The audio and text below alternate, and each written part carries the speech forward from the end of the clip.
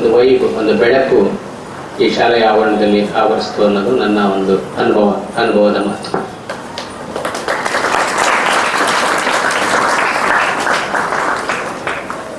ಹಾಗಾಗಿ ನಾನೇನು ಮಾತಾಡಬೇಕು ಅನ್ನೋದ್ರ ಬಗ್ಗೆ ಅದನ್ನು ಮಾತಾಡೋದೇ ಇದು ಅನ್ನೋದು ಮೌನ ಎಲ್ಲದಕ್ಕೂ ಒಂದು ಉತ್ತರ. ಮತ್ತು ಅದನ್ನು ಹಾಗೆ ಒಂದು ನಮ್ಮ ಟೀಚರ್ಸ್ ಒಂದು ಹಾಡು ಹೇಳೋದು, ಗುರುವಿಲ್ಲದ ಬದುಕು ಶೂನ್ಯ ಅಂತ. ಅದನ್ನು ಕೇಳಿದ ಮೇಲೆ ಮಾತಾಡಿಗೆ ಅವಕಾಶನೇ ಇಲ್ಲ ಅಂತ ಭಾವಿಸ್ತೀನಿ.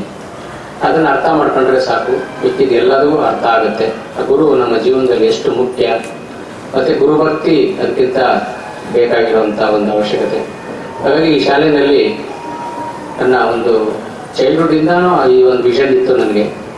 ಸೊ ನಾವು ಎಷ್ಟು ಬದುಕ್ತೀವಿ ಅನ್ನೋದಕ್ಕಿಂತ ಸಮಾಜಕ್ಕೆ ನಾವೇನು ಕೊಡ್ತೀವಿ ಅನ್ನೋದು ತುಂಬ ಪ್ರಶ್ನೆ. ಅದು ಆ ಪ್ರಶ್ನಿಸಿದಾಗ ನಾವು ಸಾಕಷ್ಟು ಒಂದೆರಡು ಮೂರು ಅನಾಥಾಶ್ರಮ ವೃದ್ಧಾಶ್ರಮಗಳೆಲ್ಲ ಮಾಡಿದ್ವಿ.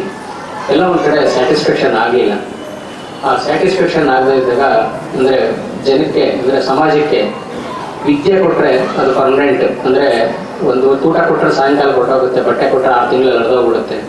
ಆದರೆ ಒಂದು ವಿದ್ಯೆ ಕೊಡಬೇಕು, ಆವಾಗ ಸಮಾಜದ ಒಂದು ಸ್ಥಿತಿ ಚೆನ್ನಾಗಾಗುತ್ತೆ ಅಂತ ಒಂದು ಯೋಚನೆ ಬಂತು. ಹಾಗಾಗಿ ಆ ನಿಟ್ಟಿನಲ್ಲಿ ಶಾಲೆ ಮಾಡಬೇಕು, ವಿದ್ಯೆಯನ್ನು ಕೊಡಬೇಕು, ವಿದ್ಯಾದಾನ ಮಾಡಬೇಕು ಅನ್ನೋ ಒಂದು ಇದರಲ್ಲಿ ಮಾಡಿದ್ವಿ.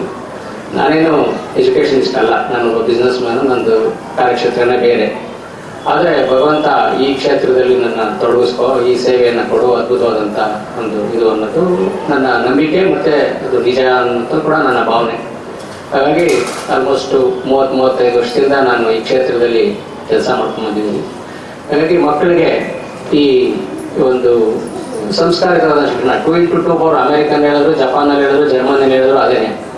ಇವತ್ತು ಅನೇಕ ತಂದೆ ತಾಯಿಗಳು ಸಫರ್ ಮಾಡ್ತಿರೋದು, ಎಲ್ಲ ಇಡೀ ಸಮಾಜ ಸಫರ್ ಮಾಡ್ತಿರೋಂಥದ್ದು. ಹಣ ಮಾಡ್ತೀವಿ, ಆಸ್ತಿ ಮಾಡ್ತೀವಿ, ಮತ್ತು ಬೇಕಾದಷ್ಟು ಹೆಸರು ಮಾಡ್ತೀವಿ, ಕೀರ್ತಿ ಸಂಪಾದನೆ ಮಾಡ್ತೀವಿ.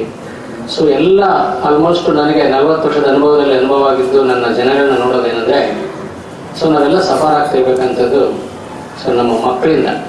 ಸೊ ನಮ್ಮ ಮಕ್ಕಳಿಗೆ ಬಾಲ್ಯದಲ್ಲಿ ಸರಿಯಾಗಿ ಸಂಸ್ಕಾರಯುತವಾದ ಒಂದು ಶಿಕ್ಷಣ ಕೊಡಲಿಲ್ಲ ಅಂತಂದರೆ ಆ ಮಕ್ಕಳಿಂದ ಇಡೀ ಫ್ಯಾಮಿಲಿ ಕೊಲಾಪ್ಸ್ ಆಗುತ್ತೆ. ಮತ್ತು ಮಕ್ಕಳು ಒಂದು ತಂದೆ ತಾಯಿ ಹೆಂಗೆ ಹೇಳ್ಬೇಕು ಅಂತಂದರೆ, ಭಗವಂತ ನಾನು ಎಷ್ಟು ಪುಣ್ಯ ಮಾಡಿದ್ದೆ, ಎಂಥ ಮಕ್ಕಳನ್ನ ನನಗೆ ಕರುಣಿಸಿದ್ಯಾ ಅಂತೇಳಿ ಅವರು ಬೀಗಬೇಕಾಗಿತ್ತು.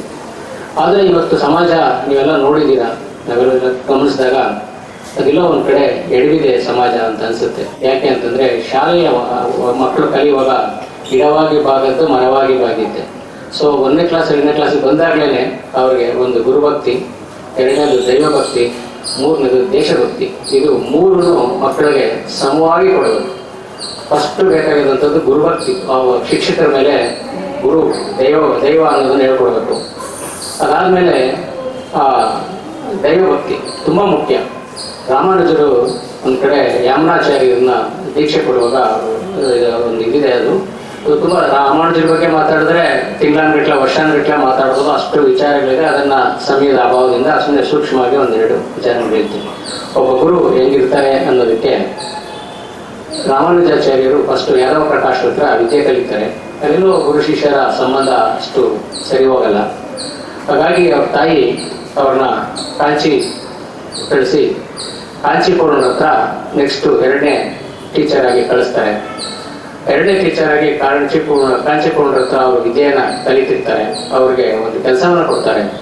ಕಾಂಚೀಪುರನವರು ರಾಮಾನುಜಾಚಾರ್ಯರಿಗೆ ಏನು ಕೆಲಸ ಕೊಡ್ತಾರೆ ಅಂದರೆ, ನಾವು ಕೂಡ ವಿದ್ಯಾಭ್ಯಾಸ ಮಾಡ್ತಾರೆ, ಬೆಸ್ಟ್ಗಳು ನಮಗೂ ಕೆಲಸ ಕೊಡೋರು. ಏನು ಕೆಲಸ ಕೊಡೋರು ಅಂದರೆ, ನಮ್ಮ ಬೆಂಚ್ಗಳನ್ನ ನಾವೇ ಎತ್ತಿಕ್ಬೇಕಾಗಿತ್ತು, ಕಸ ಗುಡಿಸ್ಬೇಕಾಗಿತ್ತು. ಮೇಸ್ಟ್ರು ಸೈಕಲಲ್ಲಿ ಬರ್ತಿದ್ರು, ಅವ್ರು ಅಪ್ಪಲ್ಲಿ ಸೈಕಲ್ ತುಳಿಯೋಕೆ ಆಗಿದ್ದಾಗ ನಾವು ಹೋಗಿ ಅವ್ರನ್ನ ಪುಷ್ ಮಾಡಿ ಅಪ್ಪನ ಹತ್ತಿಸಿ ಬರ್ತಿದ್ವು.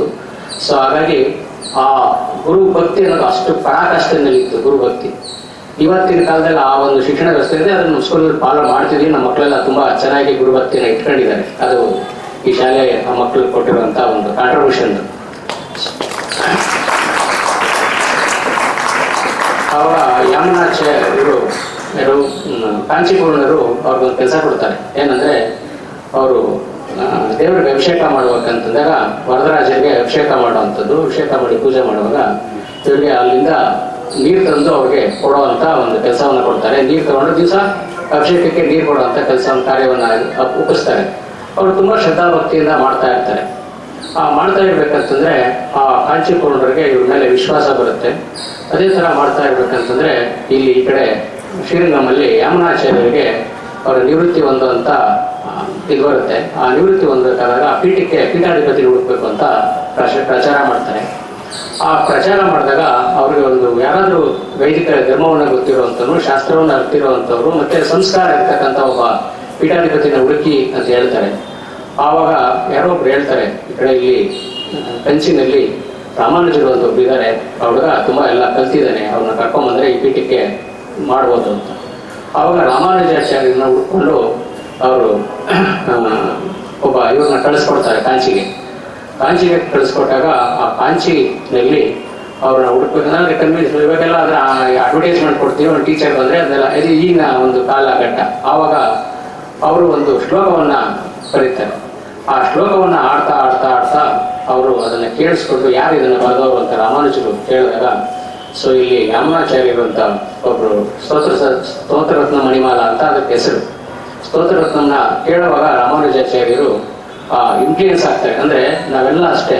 ಸೊ ನಾವು ಈ ಕಾರ್ಯಕ್ರಮ ಯಾಕೆ ಆಯೋಜಿಸಿದ್ದೀವಿ ಅಂತಂದರೆ ಮಕ್ಕಳಿಗೆ ಇದನ್ನು ಕೇಳಿಸ್ಬೇಕು. ಅಂದರೆ ಈ ಲೈವ್ ನೋಡಬೇಕು, ಗುರು ಅಂದರೆ ಏನು, ಗುರುಭಕ್ತಿ ಅಂದರೆ ಏನು, ನಾವೇನು ಮಾಡ್ಬೋದು ಸಮಾಜಕ್ಕೆ, ಇದೆಲ್ಲನೂ ಪ್ರಾಕ್ಟಿಕಲ್ನಾಗಿ ತೋರಿಸಿದಾಗ ಮಕ್ಕಳಲ್ಲಿ ಆ ಒಂದು ಇನ್ಫ್ಲೂಯೆನ್ಸ್ ಬರುತ್ತೆ. ಅದಕ್ಕೋಸ್ಕರ ಈ ಕಾರ್ಯಕ್ರಮವನ್ನೆಲ್ಲ ಆಯೋಜಿಸಿರೋಂಥದ್ದು. ಅವಾಗ ಯಾರು ಬರೆದಿದ್ರು, ಹೀಗೆ ನಮ್ಮ ಗುರುಗಳಿದ್ದಾರೆ, ಅವ್ರು ಬರೆದಿದ್ರು. ಇಲ್ಲಿ ಚೆನ್ನಾಗಿದೆ, ಅವು ತುಂಬ ಚೆನ್ನಾಗಿದೆ, ಇದನ್ನ ಮತ್ತೆ ಮತ್ತೆ ಕೇಳಿಸ್ತಾನೆ ಇರಬೇಕು ಅನಿಸುತ್ತೆ ಅಂತ ಹೇಳ್ತಾ ಅವರ ಇದನ್ನ ಮನಸ್ಸಿನ ಅಭಿಲಾಷನ ವ್ಯಕ್ತಪಡಿಸ್ತಾರೆ. ಆವಾಗ ಅವರು ಬನ್ನಿ ಗುರುಗಳನ್ನ ದರ್ಶನ ಮಾಡಿಸ್ತೀವಿ, ಇದು ತುಂಬಾ ಮುಖ್ಯವಾದಂಥ ಘಟ್ಟ. ಕರ್ಕೊಂಡು ಹೋಗ್ತಾರೆ ಯಾಮನಾಚಾರ್ಯ ಹತ್ರ.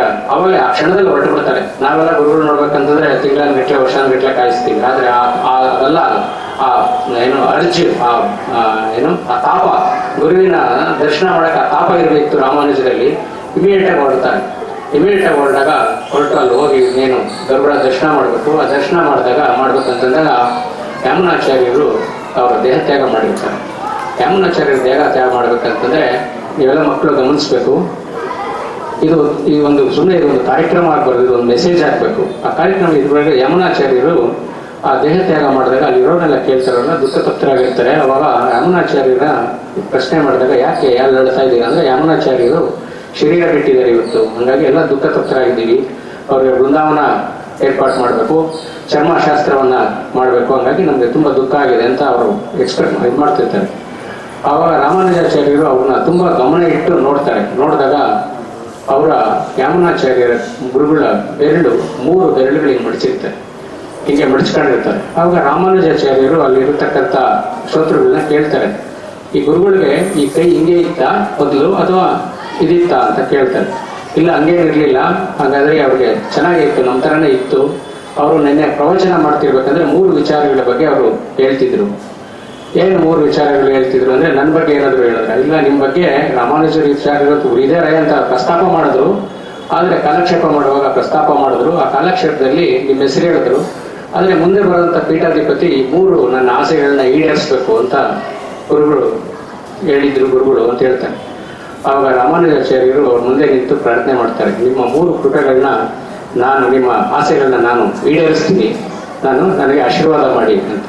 ಸೊ ನಾನು ಆಗಲೇ ಪ್ರಾರಂಭದಲ್ಲೇ ಹೇಳಿದೆ, ಆಶೀರ್ವಾದ ಮಾಡಿ ಅಂತಂದರೆ ಆ ಗುರುಗಳ ಹತ್ರ ಪ್ರೇಯರ್ ಮಾಡುವಾಗ 3 ಹೇಳ್ತಾರೆ. ಒಂದು, ನನಗೆ ನಿಮ್ಮ ಕೃಪೆ ಆಗಬೇಕು, ನಿಮ್ಮನ್ನು ಗುರು ಅಂತ ಸ್ವೀಕಾರ ಮಾಡಿದ್ದೀನಿ, ನಿಮ್ಮ ಕೃಪೆ ಆಗಬೇಕು. ಎರಡನೇದು, ನನಗೆ ದೈವ ಕೃಪೆ ಆಗಬೇಕು. ದೈವ ಅದನ್ನು ರಚಿಸೋಕ್ಕೆ ಯಾವತ್ತೂ ಕೂಡ. ಸೊ ಇವತ್ತು ಇಂಥ ಒಂದು ಸಂದರ್ಭ ನಾವು ಈ ಪ್ರಪಂಚದಲ್ಲಿ ಎಷ್ಟೋ ಜನಗಳಿದ್ದಾವೆ. ನಾವು ಇವತ್ತು ಇಷ್ಟು ಜನ ಮೀಟ್ ಮಾಡಿದ್ದೀವಿ ಅಂತಂದರೆ ಅದಕ್ಕೊಂದು ಅರ್ಥ ಇದೆ. ಹಾಗಾಗಿ ಅದಕ್ಕೆ ದೈವ ಕೃಪೆ ತುಂಬ ಮುಖ್ಯ. ಇವತ್ತು ಗುರುಗಳನ್ನ ಕರೆಸಿ ಈ ಒಂದು ಕಾರ್ಯಕ್ರಮ ಮಾಡೋಕ್ಕೂ ದೈವ ಕೃಪೆ ಸ್ಪಂದಿಸಬೇಕು.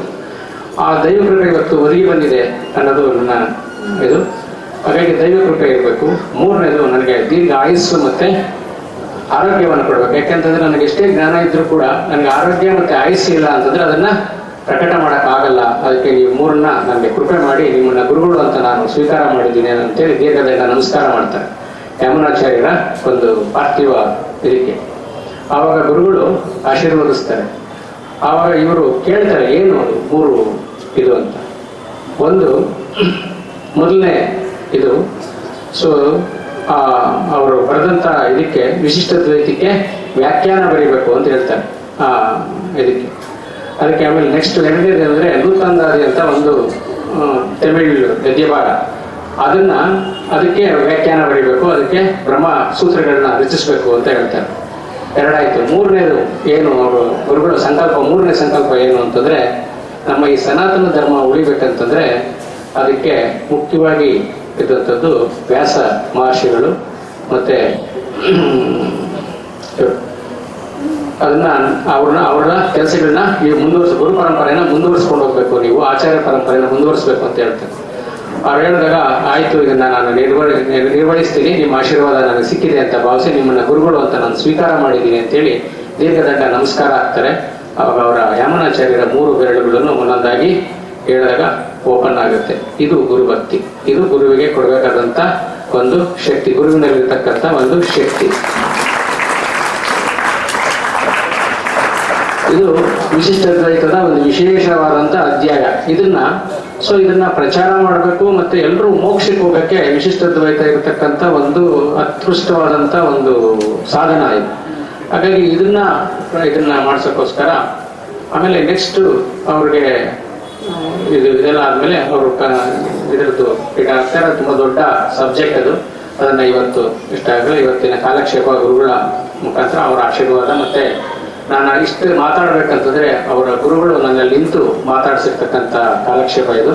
ಹಾಗಾಗಿ ಗುರುಗಳಿಗೆ ಮತ್ತೊಮ್ಮೆ ನಾನು ಸಾಷ್ಟಾಂಗ ನಮಸ್ಕಾರವನ್ನು ನಡೆಸ್ತಾ ನನ್ನ ಕಾಲಕ್ಷೇಪವನ್ನು ಮುಗಿಸ್ತಾ ಇದ್ದೀನಿ. ಶ್ರೀಮತಿ ರಾಮಾನುಜಾಯ ನಮಃ.